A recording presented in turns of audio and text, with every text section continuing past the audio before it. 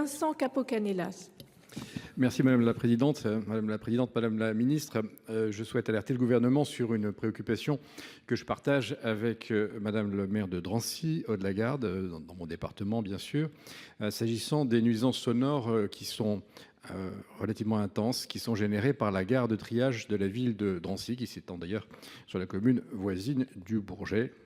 Je précise que cette gare est l'une des plus importantes de France, gare de triage, et qu'il s'agit de nuisances générées par le freinage des trains et les manœuvres des wagons pour cette gare de triage. Selon les études d'Airparif, ces nuisances atteignent des niveaux sonores élevés qui rendent la situation difficile pour les riverains. Elles impactent fortement la qualité de vie des habitants et nuisent à leur santé. Ce grincement incessant a des conséquences sur le sommeil, le stress et l'anxiété chronique. Cette gare est située dans un tissu urbain dense où résident majoritairement des populations qui n'ont souvent pas les moyens de déménager. Ce secteur a été inscrit d'ailleurs en quartier prioritaire de la politique de la ville lors de la révision de la carte des QPV en 2023, bien qu'il ait une dimension pavillonnaire importante.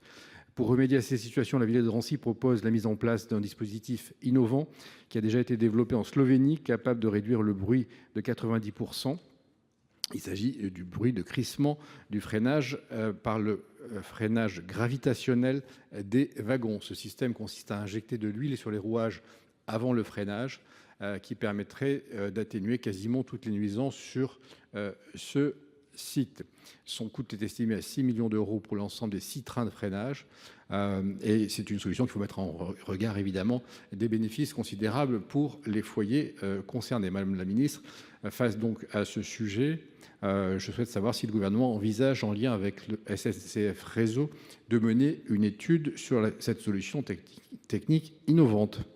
Merci, cher collègue. Pour vous répondre, Madame la Ministre, Valérie Létard. Merci Madame la Présidente. Monsieur le sénateur Vincent Capo-Canellas, le triage du Bourget-Drancy est une infrastructure particulièrement importante pour les services de wagons isolés du transport ferroviaire de marchandises. La technologie des freins de voie utilisés sur le triage peut en effet rendre son activité bruyante. Plusieurs solutions de réduction du bruit ont été étudiées pour ce site.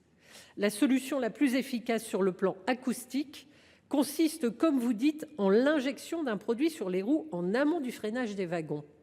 Sur la base d'une expérimentation menée par SNCF Réseau en 2017, il a été décidé de la poursuivre sur une durée de 5 ans et de l'élargir en équipant l'ensemble des freins de voie du site avec ce système.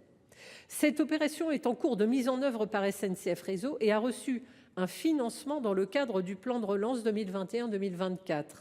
L'État participe en effet avec la région Île-de-France et la métropole du Grand Paris à hauteur de 50% de la partie investissement et de 100% de la phase de maintien en conditions opérationnelles du système pendant la période de 5 ans, soit une participation globale estimée de l'État à 4,35 millions d'euros.